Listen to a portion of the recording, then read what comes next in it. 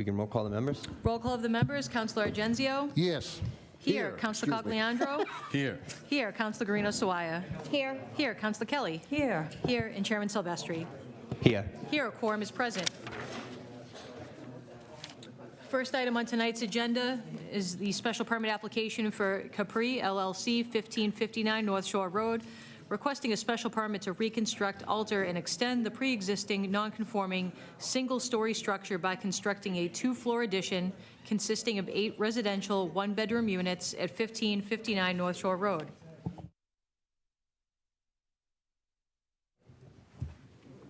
Petitioner. Good evening, Chairman Silvestri and City Councilors. My name is Nancy O'Neill. I am an attorney located at 14 Proctor Avenue. I'm here tonight on behalf of the applicant, Ms. Claudia Gallego of Capri LLC, owner and operator of the Capri Bistro at 1559 North Shore Road. As the City Council heard on January 29th, Ms. Gallego proposes a 2-story addition over her small business. The existing building can be seen here.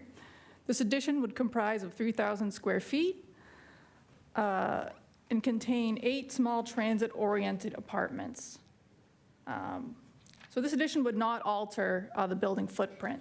As I explained previously, the proposal is simply to use up using the same base dimensions as the existing restaurant building.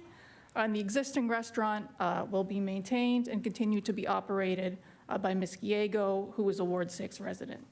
So this proposal is by a Revere resident and small business owner to improve an aging property dating from 1900. So the proposed building is exactly the type of building that you want to see in this neighborhood. This is a mixed-use building with Revere resident small business on the first floor. The top 2 floors would contain transit-oriented apartments. The property is located about 800 feet or a 3-minute walk from the Revere Beach MBTA station. So residents here will be utilizing the train, and there will not be a parking impact. And as discussed on January 29th, we are happy to place a condition on the building that residents would not be able to receive resident parking stickers. So overall, this property is extremely accessible for public transit. It's a 3-minute walk from Revere Beach Station. And if you walk up North Shore Road and around to Shirley Avenue, you have food shops, restaurants, healthcare. So this is truly a walkable neighborhood, and this property is the perfect location for transit-oriented apartments.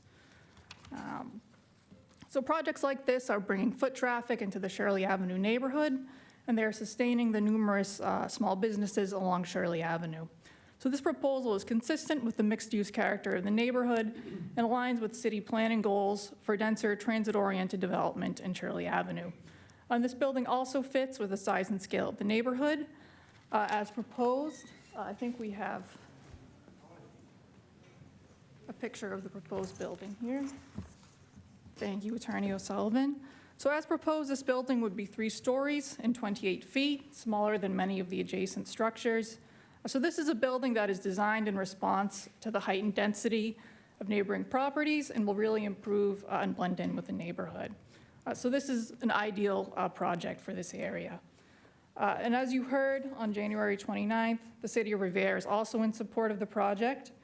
So for these reasons, we would respectfully request that this honorable subcommittee look favorably upon the special permit, and we are happy to answer any questions that you may have. Thank you. Thank you. Anyone else here want to speak in behalf?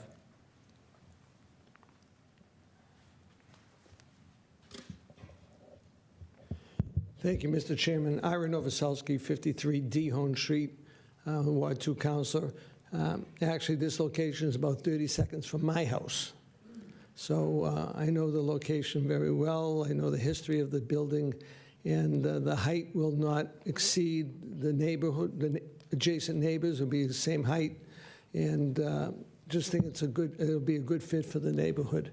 And I haven't heard anything against it. Individually, I did hear some people from 3 or 4 streets away were against it because of the traffic, potential traffic, but with no cars. And this person that did issue some statements to me lives 3 blocks away.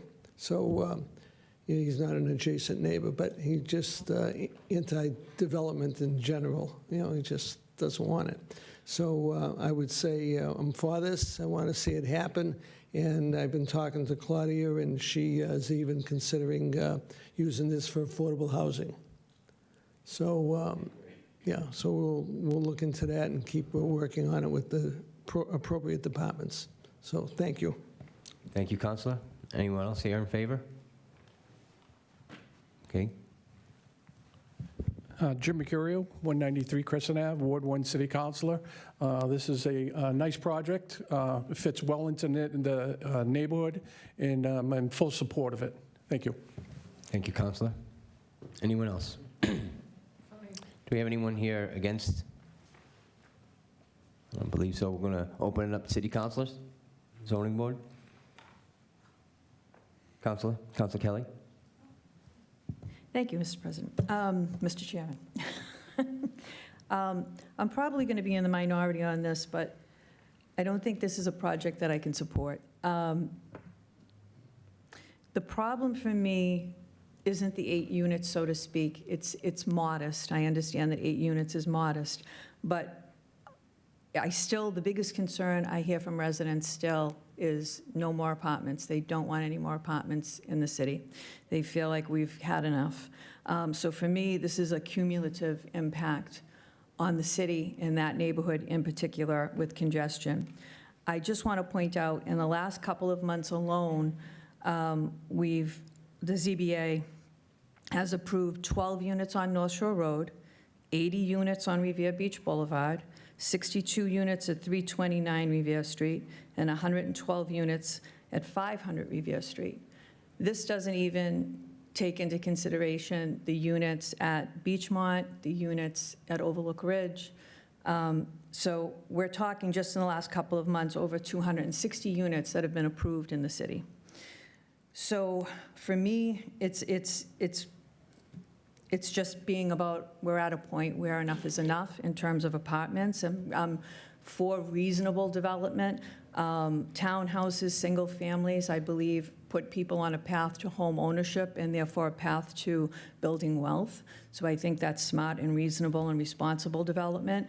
And also, just to speak to congestion, I understand the proximity to the train station, and maybe these residents will not have cars, but there's still deliveries.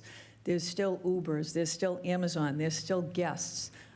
So there is still an impact on traffic, even though the residents there may not own vehicles themselves. So I'm sorry, I'm sure the restaurant's lovely. I've never been there. I'm sure it's great, but I'm sorry. I think this is going to be a no for me for those reasons. Thank you. Thank you, Counselor. Counselor Argenzio?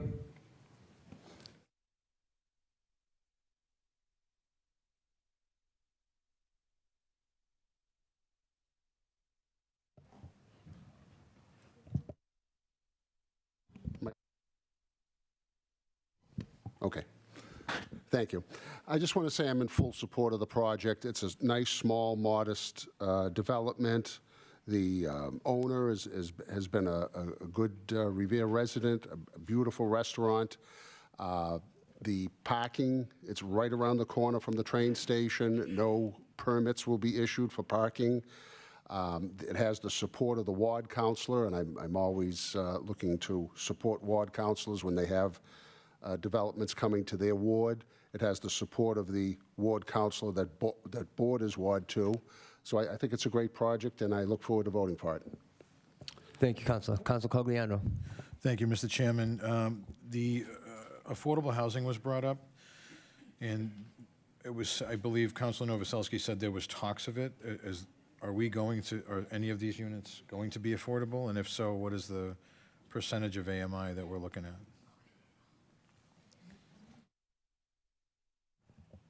So I can speak to that.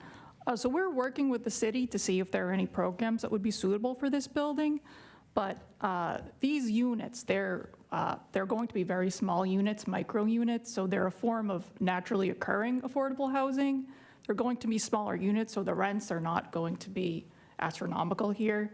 So they're really a good type of living space for a smaller household, someone looking to downsize, a senior household. So these are not going to be very extravagant units with a high rent. They're going to be designed for relatively affordable living. Thank you. Thank you, Counselor. Any other counselors? Okay.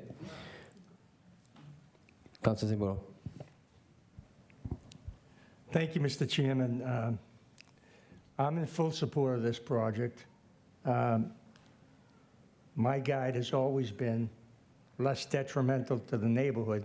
I see this as a plus to the neighborhood. And obviously, the ward council sees it that way, and he lives almost on top of this building.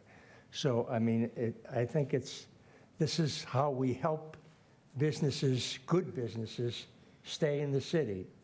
And I don't think this is a big ask, and it certainly is going to fit perfectly in the neighborhood. So that's why I will be supporting it, even though I don't have a vote on this committee, of course. Thank you, Mr. President. Permission to speak from the chair? I also approve, and I think this is a fit to the neighborhood.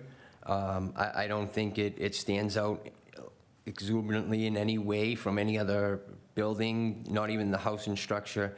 And as my fellow counselor stated, that Counselor Novoselsky, who's actually pretty much in a butter to the project, is in support. So I will be supporting this this evening. Madam Clerk, can we have a roll call? Would you like to read the conditions? Please, and if we could add the condition of the parking stickers, please. I don't think it was added in there. Thank you. City Planner Frank Strengi has submitted the following conditions if the special permit is awarded. The property shall not be eligible for participation in the City of Revere's on-street permit parking program or visitor permit parking program. A sewer connection and water connection permit must be obtained from the DPW for all new construction. The city engineer and DPW superintendent must review and approve the proposed sewer service and water service plan, as well as stormwater management plan. Hydrant flow tests shall be conducted to determine the adequacy of both domestic and fire flow and for the proper sizing of domestic and fire flow service lines to the proposed project. Plans for the location of additional hydrants shall be approved by the Revere Fire Department. The project proponent must pay a sewer mitigation fee, which is based on 10 times 110 gallons per bedroom times $1.30 per gallon. Based on the proposed 8 bedrooms, the sewer mitigation fee shall be $11,440. The sewer mitigation fee shall be utilized to remove inflow and infiltration from entering the sewer system and shall be paid to the City of Revere in 2 installments, 50% prior to the issuance of a building permit and 50% prior to the issuance of an occupancy permit. Concrete sidewalks with granite curbing shall be installed along the full frontage of the property, including planting of 4 street trees along North Shore Road frontage and DeHone Street frontage. An exterior grease trap shall be installed for the existing restaurant used to be approved by the plumbing inspector. The building design and materials plan, as well as the landscaping and streetscape plan, shall be approved by the Site Plan Review Committee. And lastly, all rooftop mechanical units shall be set back from the building's perimeter in a manner that limits visibility from the street level and include acoustical mitigation and/or noise baffle devices. And lastly, in accordance with Chapter 1747, the Community Improvement Trust Fund is applicable to this project. Under the Community Improvement Trust Fund, the developer must contribute 3% of the cost of construction above and beyond what is allowed as of right towards the fund, which must be spent exclusively towards capital community improvement projects within the impacted area. For the purpose of the special permit, 3% of the construction cost shall be based on the increased density of the project as a result of the FAR of 2.3. Shall the zoning subcommittee offer a favorable recommendation to grant the relief requested subject to those conditions? Councilor Argenzio? Yes. Yes. Councilor Cogliandro? Yes. Yes. Councilor Guarino-Sawaya? Yes. Yes. Councilor Kelly? No. No. And Chairman Silvestri? Yes. Yes, the special permit has received a favorable recommendation. It will be forwarded to the City Council this evening. Thank you. Next special permit application is for the applicant Ardit Kraja of 500 Governor's Drive, Winthrop, Mass., requesting a special permit to reconstruct, alter, and extend the pre-existing non-conforming structure, which is a garage, by constructing a 2.5-story, 2-family dwelling on Lot A, Elmwood Street. Petitioner. Good evening, Chairman Silvestri and City Councilors. My name is Nancy O'Neill. I'm an attorney located at 14 Proctor Avenue, and I represent the applicant in this matter, Mr. Kraja of Mill Street, a resident of Ward 1. As set out in the City Council hearing of January 29th, the builder has proposed to replace the dilapidated commercial structure on the Elmwood Street property with a new residential structure that is in line with the surrounding neighborhood. This project readily meets the standard for the granting of a special permit, which is that the proposed structure shall not be substantially more detrimental to the neighborhood than the existing structure. Here, instead of being more detrimental to the neighborhood, the proposed structure will improve the neighborhood.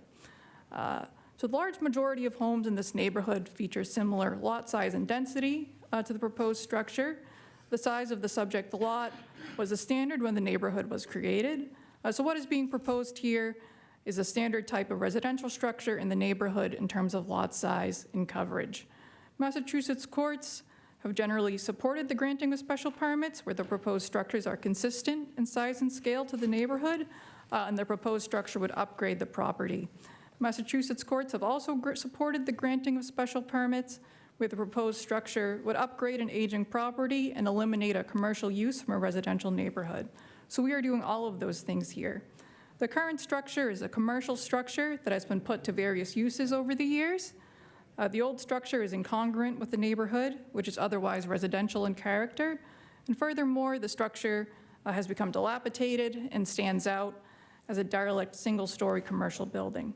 So the new residential building that is proposed will form a great improvement over these current conditions. So this will be a new attractive structure that will improve property values. It will be built to modern building code, be energy efficient and safe. So again, we are proposing to get rid of an old commercial garage and replace it with a standard residential structure built at 2026 standards. So this will ensure that the commercial use does not return to the neighborhood. And this structure would also feature sufficient parking. 4 parking spaces are planned at a lot about 30 feet away. So that lot would also remain as an open lot, to serve the parking needs of neighboring structures. And in conjunction with the recommendations of the city, the applicant is proposing a new sidewalk along the stretch of Elmwood Street, new street trees, and landscaping for the parking area. So we are going from a dilapidated commercial building in the middle of a residential neighborhood to an attractive standard-sized residence with sufficient parking, new trees, new landscaping, and sidewalks. So this is a definite improvement in terms of safety, aesthetics, neighborhood character, and property values over the dilapidated commercial building. And finally, based on the feedback of the council and neighbors, we actually intend to redesign our plans for this proposed structure. One of the changes that we would like to make specifically is to increase the side yard setback to the abutter at 47 Elmwood Street. The current garage does not have a setback at that property line. There is a 0-foot setback there. We had previously proposed a setback of 3 feet, which would be an improvement over the existing, but we would like to increase that. So we would respectfully request that this matter is continued so that new plans can be drawn up and submitted to the council. And we are thankful for any further input from this honorable subcommittee. And I believe we also have a neighbor here in attendance who would like to speak on the project as well. Thank you. Thank you. Anyone else? Name and address for the record, please. Sure. My name is Danielle Lotolo. I live at 71 Elmwood Street in Revere. I've been a resident of Elmwood Street all of my life. The garage located 2 lots away from my home has been dilapidated, unkept eyesore for more than 15 years. I'm in support of this project as I would prefer a 2-family home over a large development. The main reason I personally support this is the parking plan. The current lot on my fence line would no longer be buildable, and therefore I will maintain privacy in my yard and pool area. The project will not only improve the appearance of the neighborhood, but will also raise the property values of the surrounding homes. Thank you all for your time. Thank you, ma'am. Anyone else? Anyone here against? Not in favor?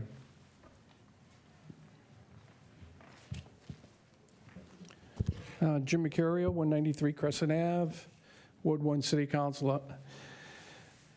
Now, I'm not in favor of this project for a couple of reasons. She talked about public safety, and the building that they're proposing is only going to be 3 feet away from either side of both buildings. We do have a zoning law, dimensional regulations 17.24.025. And it states, "All principal buildings on the lot shall be serviced by access ways suitable for fire, police, and emergency vehicles." There's no way that a firefighter could get down a 3-foot alley carrying a fire hose.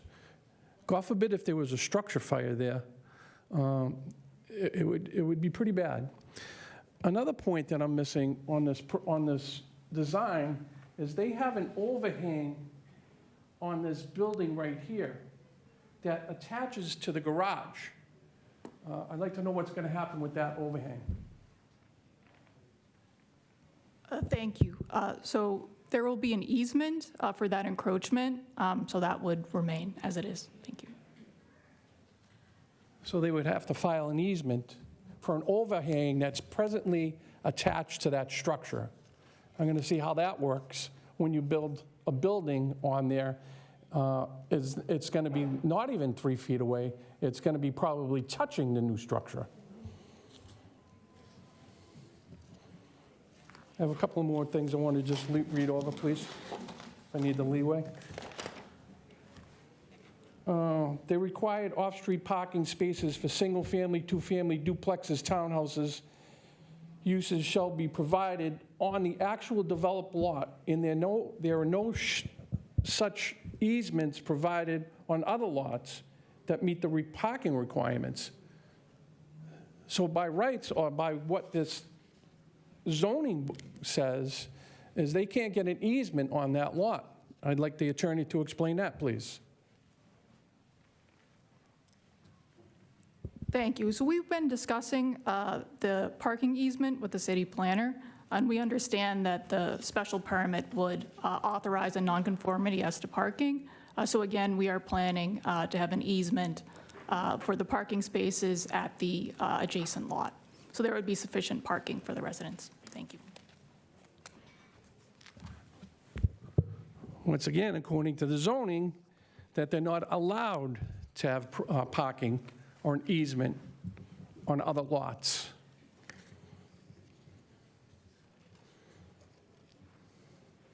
She speaks about, thank you for the leeway, Mr. Chairman, by the way, increasing the housing stock. Yes, we do need single and two families. This would be a perfect example for an ADU unit to be built in this space. Small 900 square foot ADU unit would work perfectly in this space, and we wouldn't have to go in front of the zoning board or the council here.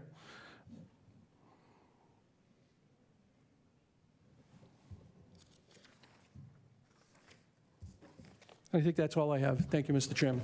Thank you, Counselor. Anyone else want to speak further? Okay, opening up to the City Council. Councilor Guarino-Swire. Thank you, Mr. Chairman. Councilor McCurry, I just wanted to let you know that all three of those lots are owned by the same person, just so you know. And right now, the garage is on top of the other building. It's literally touching. It's actually on top, and they wanted to do 3 feet away.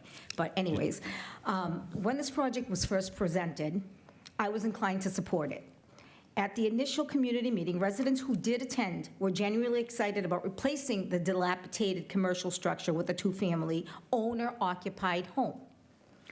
The removal of a commercial use, the addition of the off-street parking, and the improvement to the streetscape all felt like a positive change for this neighborhood.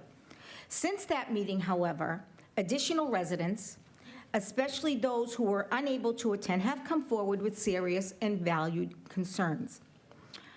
I took the time to listen carefully to those residents and to visit that site myself, and after doing so, I felt it was important to reconsider my position because, firstly, I went there at night, and there was a ton of cars already parked in that parking lot.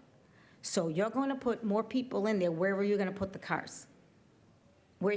They're not going to be able to get parking permits, so where are you going to put them on top of an already full parking lot?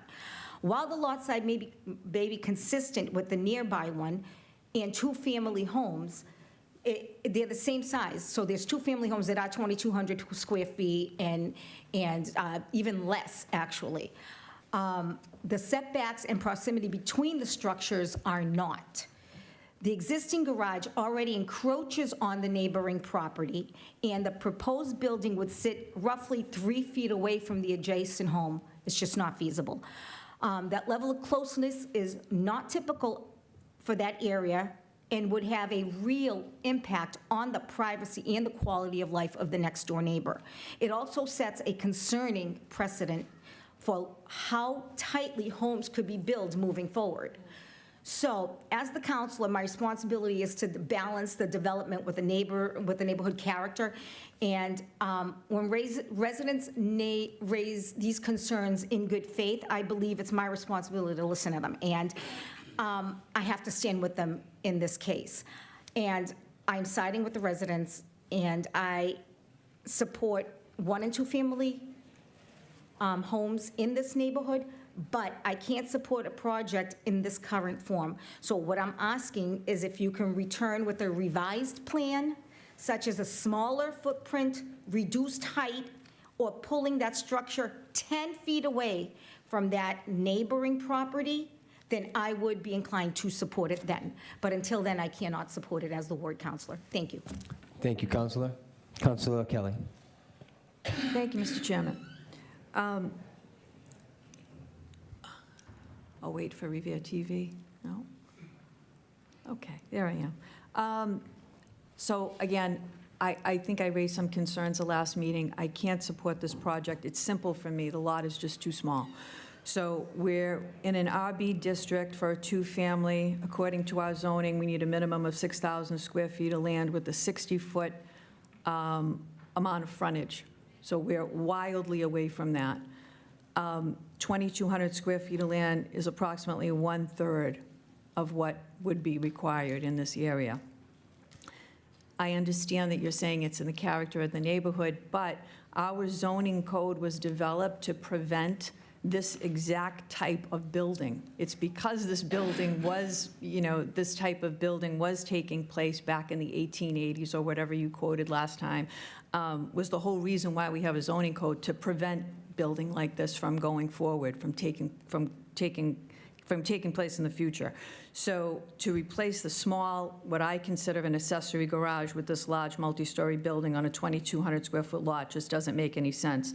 I know that you mentioned some case law, but Massachusetts law only allows reasonable modifications to an existing non-conforming use, not gross exaggerations. And this would be a gross exaggeration, in my opinion.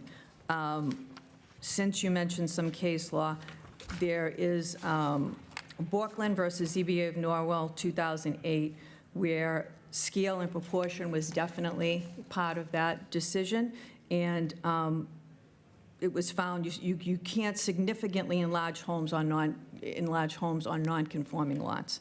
And this one is wildly out of proportion to what is already there. In addition to all of that, we just don't build just because it can fit. Just because something can fit on a lot structurally doesn't give us that's not the reason why we should build it. And also, the neighbors in this neighborhood, I did hear from them, they're against it, they're opposed to it. So I'm a no on this one. Thank you. Thank you, Counselor. Counselor Genzio. Counselor Cogliano. Thank you, Mr. Chairman. I think the reasonable thing would be to, and I agree with just about everything that was said up here, I think the reasonable thing would be to allow them to go back to the drawing board, try to bring a new project before us, and see if we can come to an agreement, and if not, we can't, but at least give them an opportunity to do that. This isn't a giant, 100-unit building developer. This is a regular person who I think they own an HVAC company, so it's just a regular person trying to build a house. So let's see what they come back with. I would, if anyone else wants to speak, I would motion to table this. Thank you, Counselor. Just permission to speak from the chair? I totally agree, Counselor, and I appreciate you saying that you're going to take it and bring it back before us. And because of that, this will be placed on file. Thank you. Oh, it will actually be remaining committee, sorry.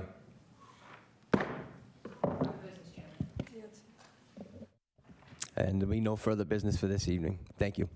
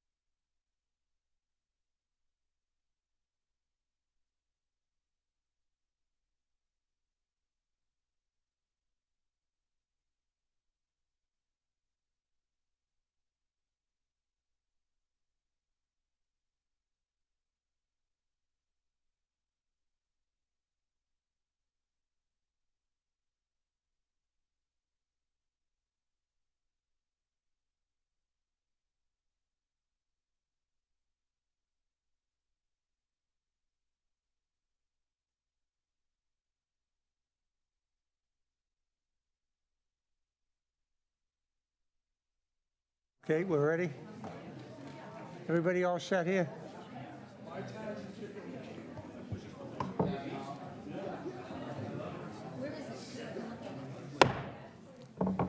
Good evening, welcome to the February 9th, 2026 meeting of the Revere City Council. All rise and salute the flag, please. I pledge allegiance to the flag of the United States of America and to the republic for which it stands, one nation, under God, indivisible, with liberty and justice for all. Madam Clerk?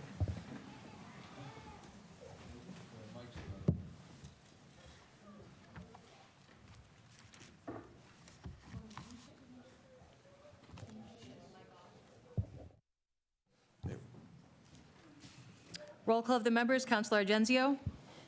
Here. Here, Councilor Cogliandro. Here. Here, Councilor Janino. Here. Here, Counselor Guarino Sawaya. Here. Here, Counselor Hass. Here. Here, Counselor Kelly. Here. Here, Counselor McKenna. Here. Here, Counselor Mercurio. Here. Here, Counselor Novoselsky. Here. Here, Counselor Silvestri. Here. Here, and Council President Zambudo. Here, quorum is present. Approval of the journal of the regular meeting of January 29th. All in favor, all opposed? So ordered. Calendar item number 3, motion presented by Councilors Janino and Guarino Sawaya, that the City Council formally recognize and commend various public safety officials for their extraordinary life-saving actions on October 10th of '25, which in that time during a medical emergency involving a 9-year-old child in cardiac arrest, members of Revere Fire, Revere Police, and Cataldo saved the life of this child.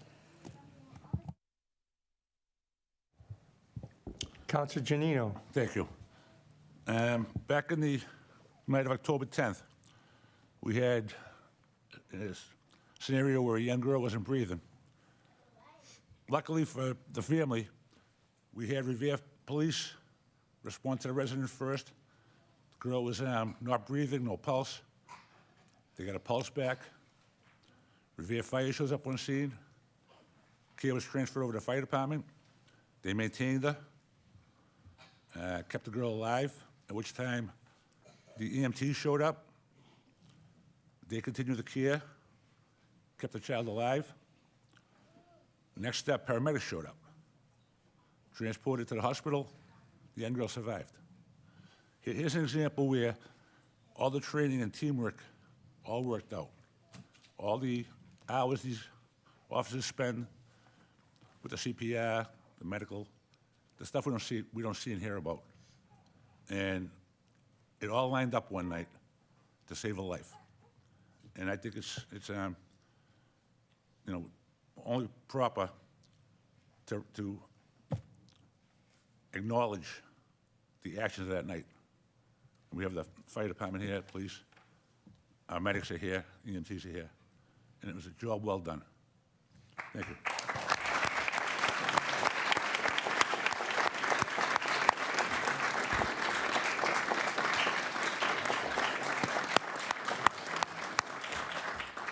Thank you, Counselor. Counselor Guarino Sawaya.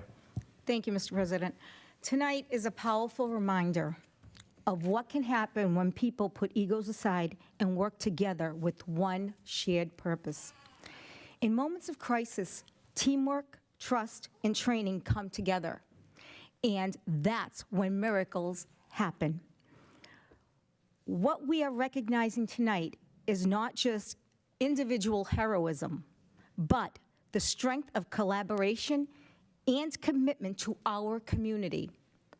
Because of that unity, a family was given hope, and a child was given another chance.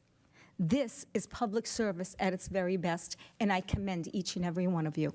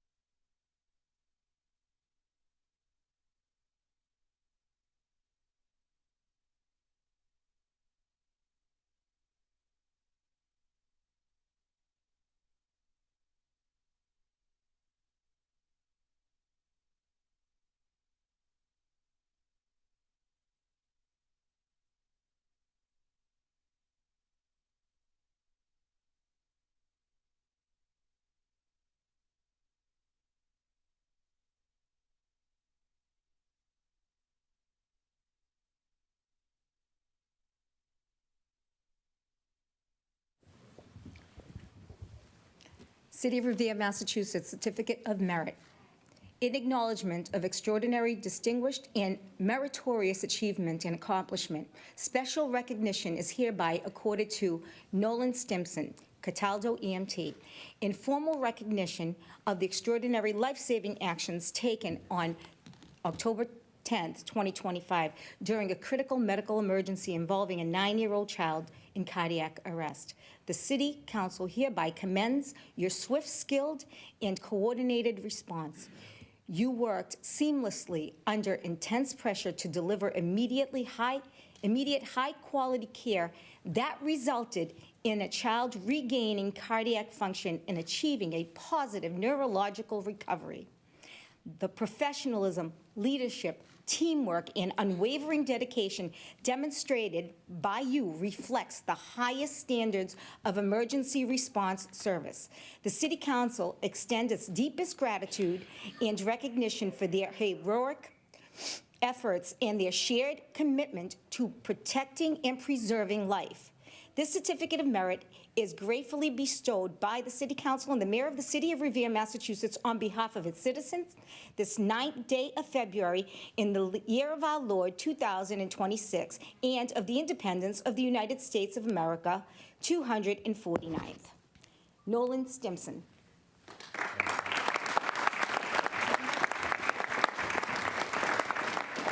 Patrol Officer Jagger DeSenza.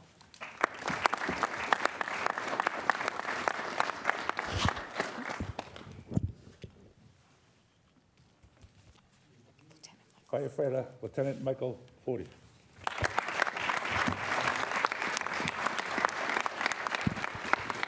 Firefighter George Levasseur.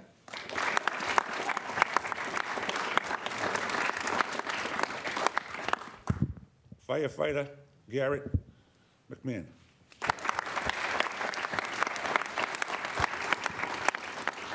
Patrol Officer Daniel Redding.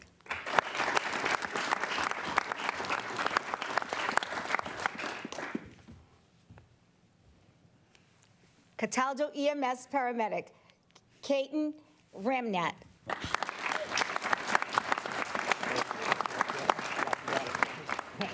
You got it, yeah. Cataldo EMS. As paramedic Joseph Holmes.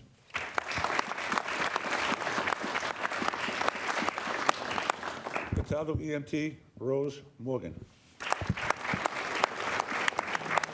Congratulations to everyone. Thank you.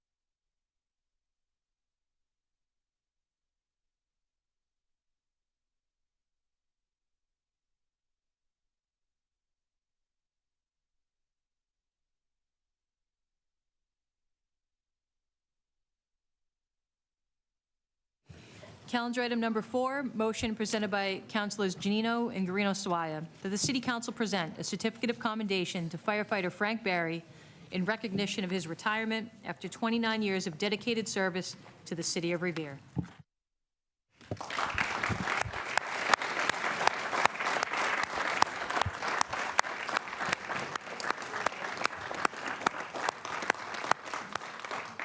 Councilor Janino. Thank you. Frank, congratulations, 29 years. This acknowledgement is long overdue. Frank's been around a long time. Started off Central Fire, Engine 4, Ladder 2, moved over to 5, became a mechanic. There isn't a piece of equipment in the city Frank hasn't touched, fixed, or handled. There isn't an event in the last 10 or 15, 20 years Frank hasn't been at. Not only as a firefighter, as a mechanic. I know when we do a sandcastle and stuff like that, Frank's there. We have lights, we have generators running, we have Frank. Something goes wrong, Frank takes care of it, took care of it. If there was a medical aid, Frank was there. If a car caught on fire, Frank was there. If the lights broke, Frank was there. You didn't see him all the time, but I tell you, Frank was there. I saw him. I worked with him. And then this is, congratulations, Frank. Thank you.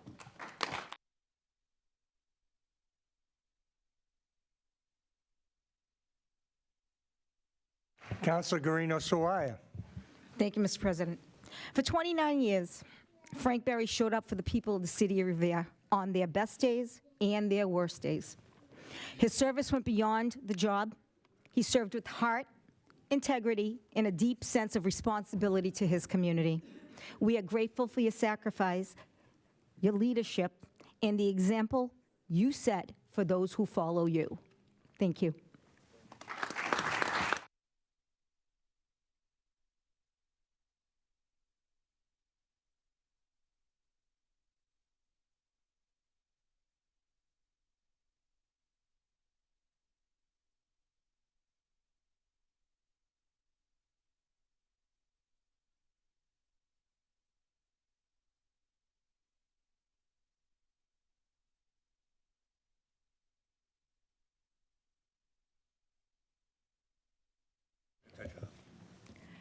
City of Revere, Massachusetts Certificate of Commendation.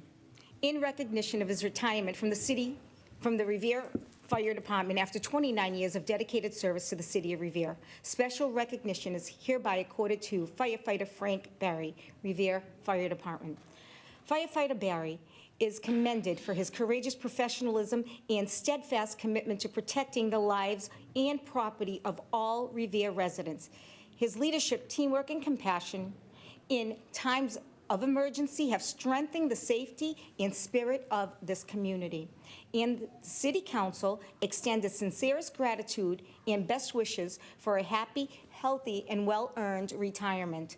This certificate of commendation is presented by the City Council of the City of Revere, Massachusetts, on behalf of its citizens this 9th day of February in the year of our Lord, 2026, and of the independence of the United States, the 249th. Congratulations, firefighter Frank Barry. Thank you.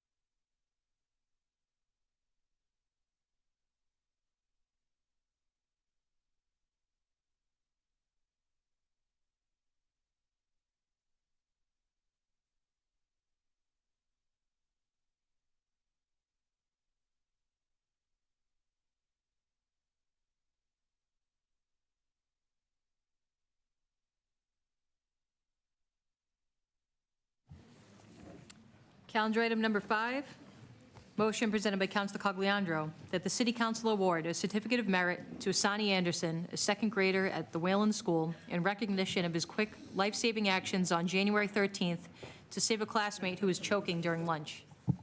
Councilor Cogliandro. Thank you, Mr. President. It's not every day that we are presenting certificates of merit to second graders. Usually it's a certificate of condemnation or appreciation, but in this case, this young man saved his classmate's life. And I think I speak for all of us when I say I would be remiss if we did not recognize his actions that day.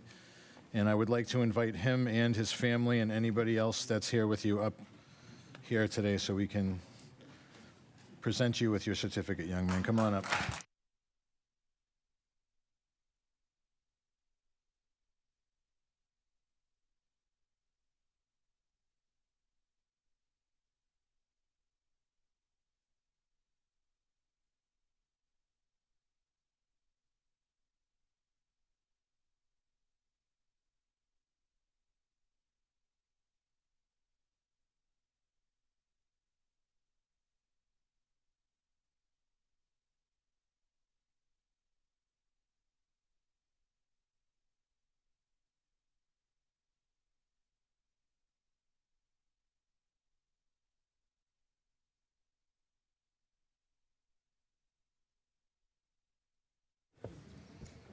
Asani, can you tell us who's here with you today? I got my dad, my mom, my brother, my little brother, and my mom. Talking about. And when I was approached with what happened, and I was told a story about how you learned, could you tell us a little bit about what you did and how you learned what to do? So in lunch, my friend, I was telling jokes to my friend, and then he suddenly his face got red, and then I noticed that when his face got red, he was coughing a lot. So I patted him on the back, and then I patted him some more. He didn't spit out the food, but he swallowed it. I told the teachers and nurse. Everyone came to the lunch room, and then William left, leaving me sad. But I was still afraid. I was afraid, but I was brave at the same time.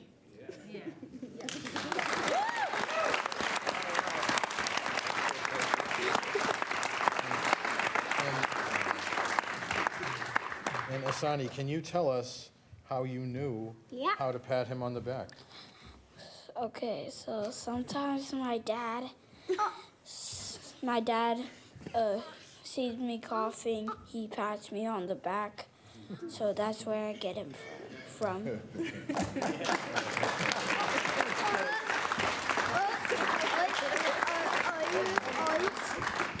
So Asani, I'm gonna read this certificate to you. You too. You can be part of it. Okay. You want to say something too? Should we let him? We'll go all day. In acknowledgement of extraordinary, distinguished, and meritorious actions, special recognition is hereby accorded to Asani Anderson. The City of Revere is extremely grateful for Asani's quick thinking and brave actions on January 13th, 2026, when he jumped into action, that's right, to help a classmate who was choking during lunch, demonstrating remarkable courage, awareness, and compassion beyond his years. Asani sought help without hesitation and played an important role in ensuring his classmate received the assistance needed. His actions reflect outstanding character and serve as an inspiring example of looking out for others.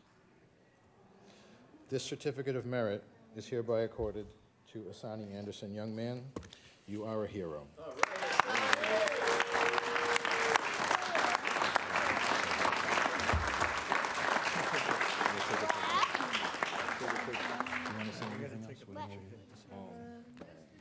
Said enough.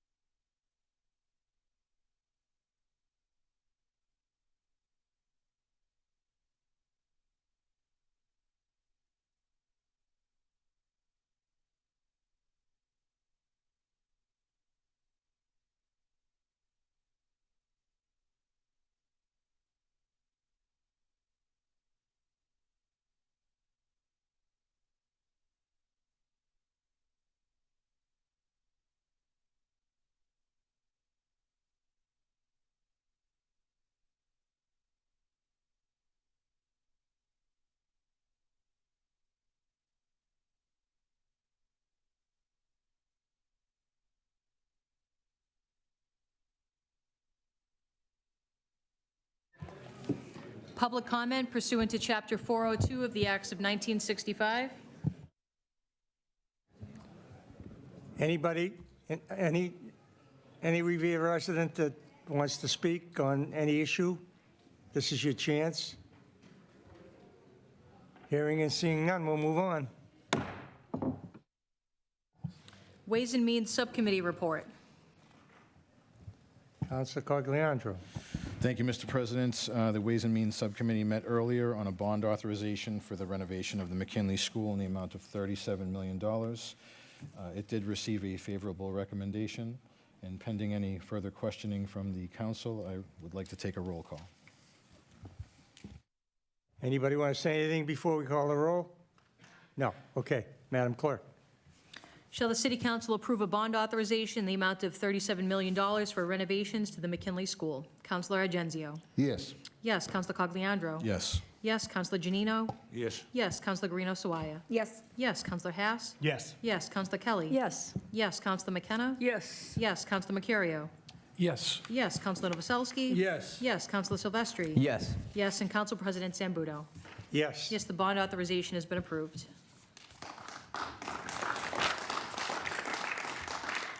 Next up is the Zoning Subcommittee report. Councilor Silvestri. Thank you, Mr. President. Mr. President, earlier this evening, the zoning subcommittee met. We had 2 items on the agenda.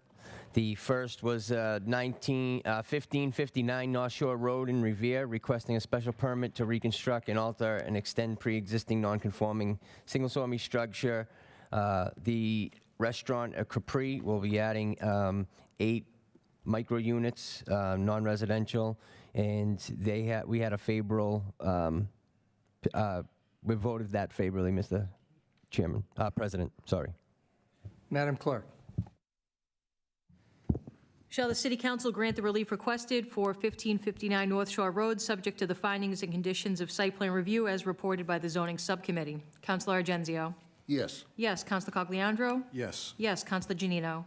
Yes. Yes. Councilor Guarino Sawaya. Yes. Yes. Councilor Haas. Yes. Yes. Councilor Kelly. No. No. Councilor McKenna. Yes. Yes. Councilor Mercurio. Yes. Yes. Councilor Novoselsky. Yes. Yes. Councilor Silvestri. Yes. Yes. And Council President Zambudo. Yes. Yes, the special permit has been granted. And, Mr. President, we also had on the agenda a resident requesting a special permit to reconstruct and alter and extend a pre-existing non-conforming structure. It was actually a commercial garage into a two-family dwelling on Elmwood, and the petitioner actually removed it. It's going to be placed on file. It's going to remain in committee, and they're going to be coming back with another plan. Thank you, Mr. President. Thank you, Councilor. Calendar item number 9, communication from the mayor relative to the reappointment of Matthew Wolfer to the Affordable Housing Trust Fund Board. Appointments. Calendar item number 10, communication from the city auditor relative to a bond authorization in the amount of $1,250,000 for Mass DEP CWSRF Planning Project number 19200. Mr. CFO. Good evening, Councilor Rich Viscay, 281 Broadway, CFO. The next 2 orders are bond orders that have to do with maintaining our good standing with the state and federal government on the consent decree. I'm sure you'll put this into committee and public hearing, but happy to answer any questions on the bond. Otherwise, hoping that we can get this approved for the spring. Thank you.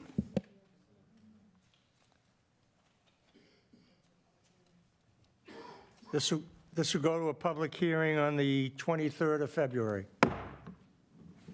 Calendar item number 11, communication from the city auditor relative to a bond authorization in the amount of $500,000 for Mass DEP CWSRF Planning Project number 19201. Same story, Councilor. This is part of our capital plan for the water and sewer, and happy to speak more on it at the public hearing. Thank you. Okay. This is going to a public hearing on the 23rd. Calendar item number 12, communication from the city auditor requesting approval of a resolution relative to design of Wonderland area sewer improvements, Mass DEP, for calendar year 2025, CWSRF project number 19185. Thank you.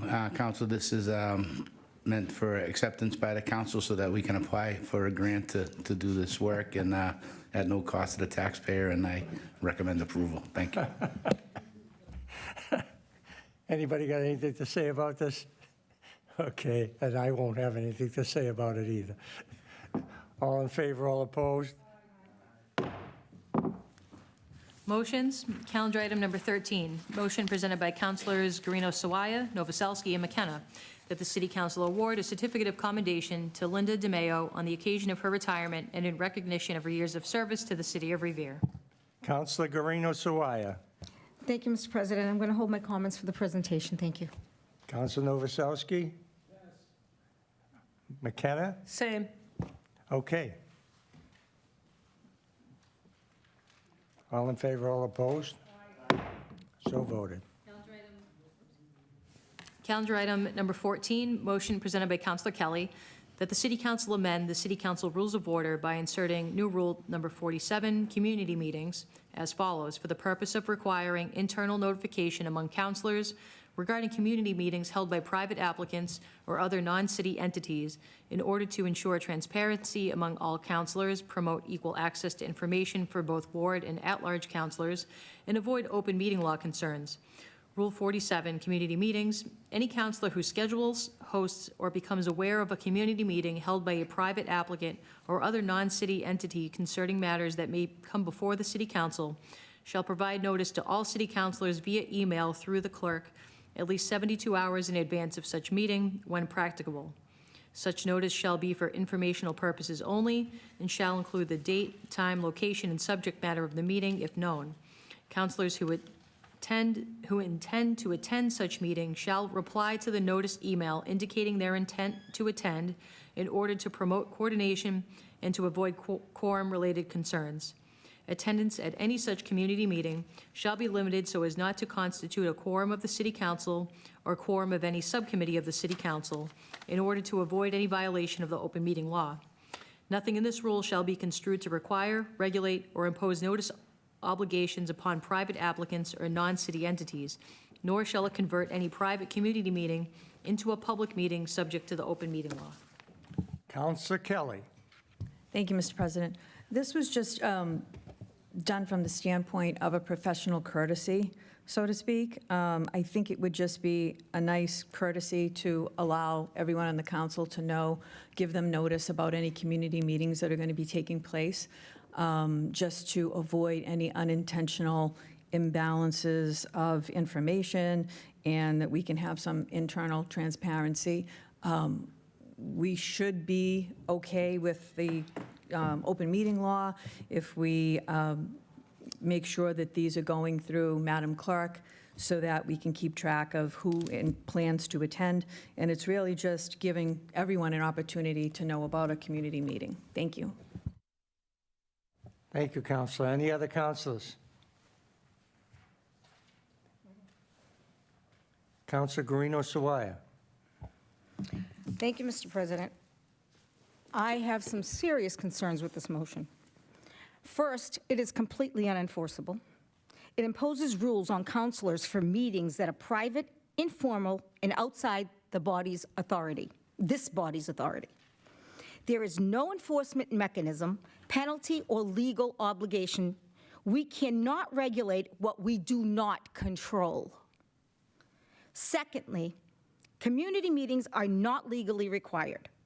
They are usually a courtesy arranged by private applicants and their attorneys. Councilors may be invited or not. The City Council has no authority to dictate how, when, or with whom these meetings occur. Thirdly, the motion risks confusion in potential open meeting law issues. Attempting to track participants or limit attendance blurs private discussions in public meetings and creates unintended legal consequences. For example, if Council President would like to come, he can't come because I have 3 other people coming as well. So it's absolutely absurd. Fourthly, it undermines the ward councilor. We meet residents in good faith to answer questions and explain processes. Suggesting we need monitoring or policing is inappropriate and diminishes the responsibility voters entrust on us. Councilor Kelly, you can laugh all you want, but this is my floor now. Transparency occurs, it comes from public notices, hearings, and votes, not controlling private conversations. For these reasons, I will not support this motion. I will make it clear that no one in this body has the authority to control how a ward councilor serves the residents in their own ward. Thank you. Any other councilors? Can I respond to that? By rule, you have another minute. So go ahead, Councilor Kelly. Again, I think that was almost to a personal attack on me, those comments, but again, not surprising, considering who they came from. This was just really coming from the standpoint of a professional courtesy. I thought that it would be nice for us to all know when a community meeting is taking place, just so that in case we want to attend the meeting, we have the opportunity to do so. It had nothing to do with policing or trying to govern or say how ward councilors should. I don't know where that all came from. It's absurd. It has no bearing. It's ridiculous, to be honest with you. But, you know, people like to do this. So, but again, it was just a professional courtesy. Let people know, hey, we're having a meeting if you want to come. The clerk can send out an email, we can respond.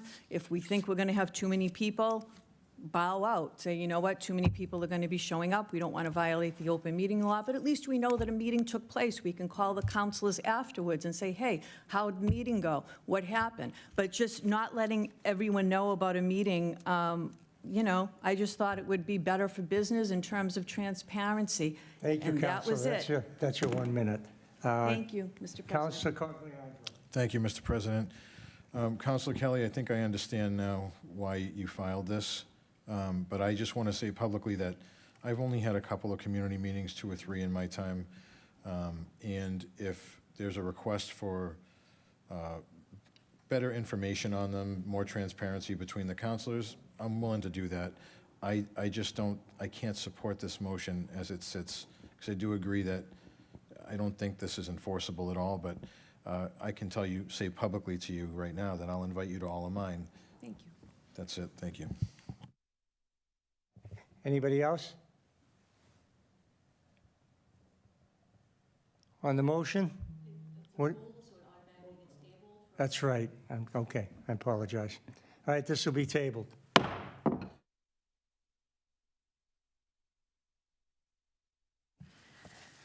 Calendar item number 15, motion presented by Councilor Guarino Sawaya, that the mayor, through the appropriate departments, include a dedicated line item in the parking enforcement budget to fund the purchase and implementation of body-worn cameras for 12 parking enforcement officers, as well as dashboard cameras for 6 parking enforcement vehicles to enhance transparency, accountability, and trust between parking enforcement and the residents they serve.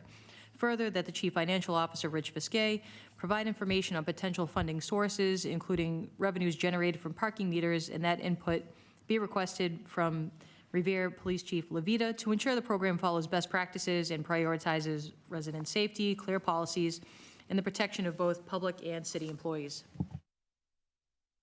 Councilor Guarino Sawaya. Thank you, Mr. President. I wanted to briefly explain why this motion is important. Over the past few weeks, we've seen an increase of confrontations involving parking enforcement officers. These situations have escalated, sometimes beyond verbal disputes. Officers have been confronted, threatened, even followed, and in some cases physically assaulted, simply for doing their jobs. It's unacceptable, and it highlights a real safety concern that we can't ignore. Body-worn cameras and dashboard cameras are not about penalizing anybody. They're about de-escalating safety and accountability. So I think it would be the simplest way to put tools in everyone's hands that could protect the residents, protect the people, the parking clerks and everyone involved. They prevent situations from escalating and provide a clear, unbiased record when incidents do occur. So this is basically just a study to see how much it would cost to see if we can enforce it and implement them. And if we can, I would appreciate the city coming up with an idea. And we can actually use parking meter money for some of this. Thank you. Thank you, Counselor. Anybody else? On the motion, all in favor, all opposed? So voted. Calendar item number 16, motion presented by Councilor Guarino Sawaya, that the mayor request the Revere Police Department in coordination with Traffic Parking Enforcement and the Traffic Advisory Committee to increase targeted traffic enforcement on Pomona Street and the surrounding area during peak hours. Such enforcement shall focus on, 1, vehicles using Pomona Street as a cut-through to bypass highway traffic controls and traffic signals, 2, traveling at excessive speeds on Pomona Street in an effort to reach Revere Street, and 3, vehicles exiting Blanchard's parking lot and making illegal left turns in violation of posted no left turn signage, which is routinely ignored and contributing to traffic congestion and safety concerns. This request is made due to ongoing gridlock, unsafe driving behavior, and quality of life and safety impacts on residents, including residents being unable to safely exit their driveways.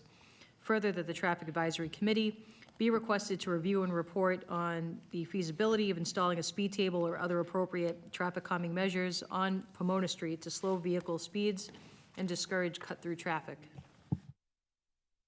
Counselor Guarino Sawaya. Thank you, Mr. President. This motion isn't a new one.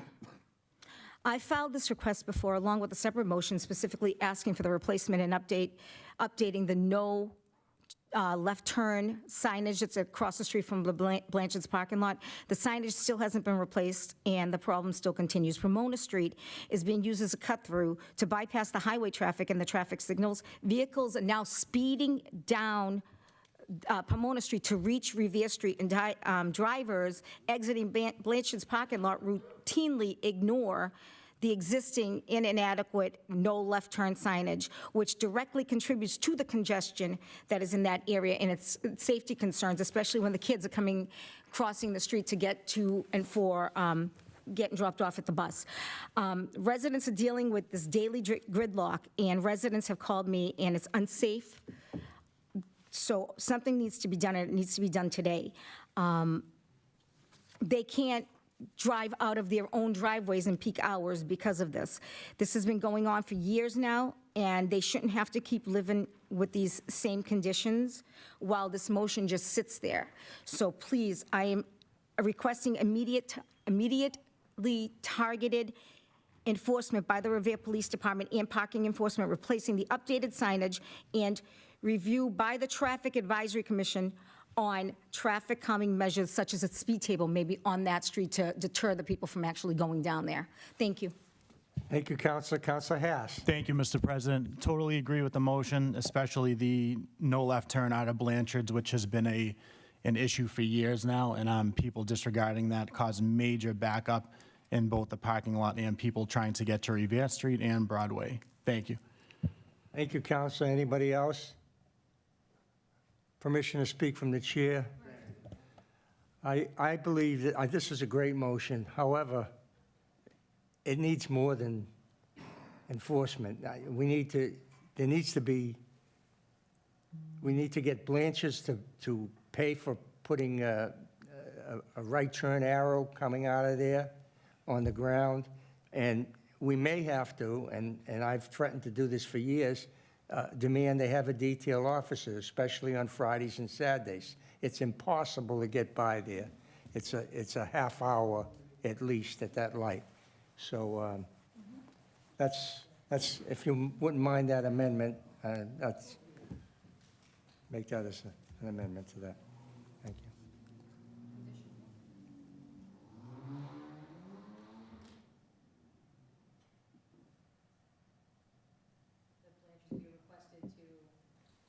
To pavement markings, right turn arrow only, and There should be a sign on their property too, I believe, that says right turn only. Yeah, okay. On the motion as amended, all in favor, all opposed? So ordered.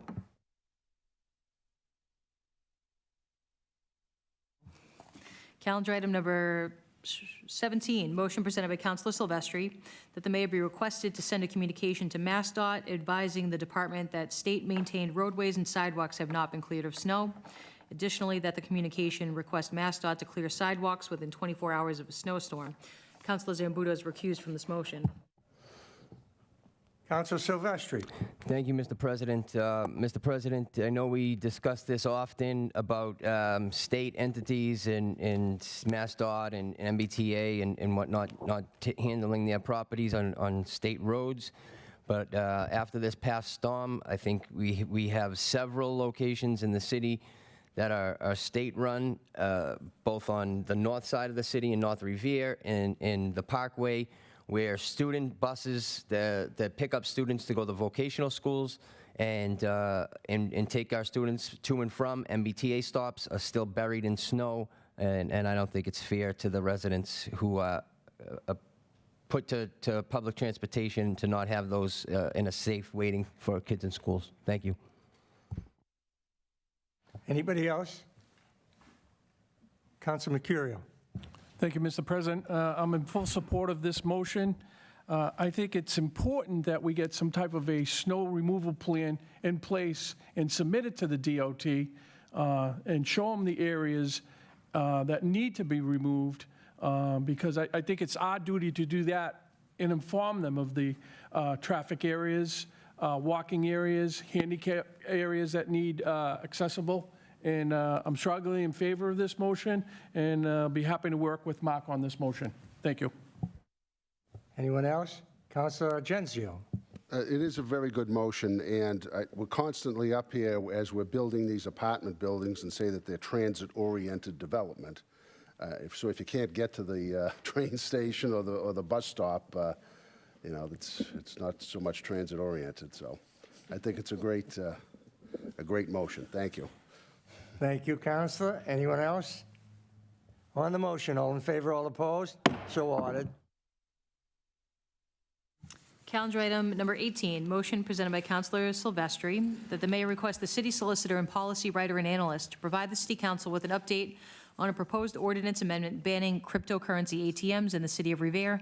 A motion was approved in October of '25, requesting the same. Council Silvestri.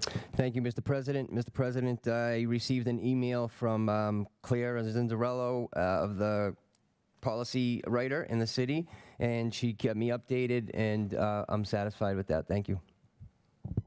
Thank you. On the motion, all in favor, all opposed? So ordered. No further business. The city council now stands adjourned until February 23rd. Thank you. Thank you.